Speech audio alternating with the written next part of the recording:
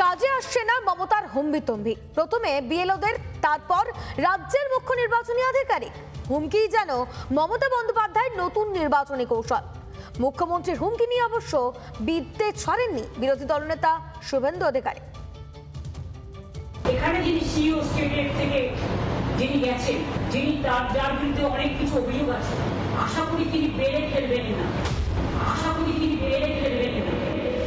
ক্ষমতা হারানোর ভয় পেয়েছেন, যেটাকে আমি রাজনৈতিক ভাষাও বলবো না, গুন্ডাদের ভাষা বলে বলবো।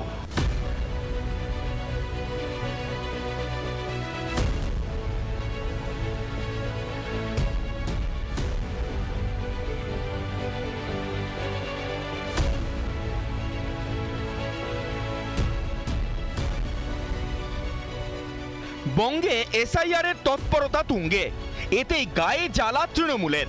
বৃহস্পতিবার সরাসরি হুমকি দিতে শোনা গেছে রাজ্যেরই অভিভাবক মমতা বন্দ্যোপাধ্যায়কে। একটা কথা আছে না, বাকির চেয়ে কঞ্চি বড়। সেন্ট্রাল ইলেকশন কমিশনকে বেশি বসিয়ে রেখে এখানে যিনি সিইও স্টেট থেকে যিনি গেছেন, যিনি যার বিরুদ্ধে অনেক কিছু অভিযোগ আছে, সেগুলো সময় হলে বলবো। আশা করি তিনি বেড়ে খেলবেন না। তিনি বড্ড বেশি অফিসারকে থ্রেট করছেন, যিনি নিজেই নানা অভিযোগে দুর্নীতি করছেন।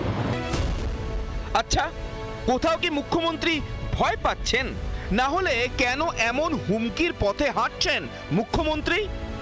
মুখ্যমন্ত্রীকে তীব্র সমালোচনা করেছেন বিরোধী দলনেতা। ক্ষমতা হারানোর ভয় পেয়েছেন, তাই আপনি এই ধরনের কথাবার্তা বলেছেন, যেটাকে আমি রাজনৈতিক ভাষাও বলবো না, গুন্ডাদের ভাষা বলে বলবো। মমতা বন্দ্যোপাধ্যায়ের এসব হুমকি চমকানিতে পাত্তা দিচ্ছে না কমিশনও। এসআইআর নিয়ে হুমকি দিলেই বিএলওদের পুলিশের নিরাপত্তা দেওয়ার আশ্বাস দিয়েছে কমিশন। তৃণমূলের শ্রী সাথী ভান্ডারের টোপ আর গিলছে না বাংলার মানুষ। উপরন্তু গলার কাঁটা হয়েছে কুন্দল আর দুর্নীতি। 26-এর শাসন ক্ষমতা হারানোর ভয় পাচ্ছেন মাননীয় মুখ্যমন্ত্রী?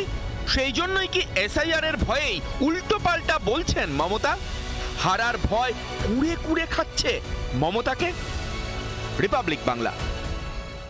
নানা ধরনের কন্টেন্ট দেখার জন্য লাইক করুন, শেয়ার করুন আমাদের ফেসবুক পেজ, সাবস্ক্রাইব করুন আমাদের ইউটিউব চ্যানেল।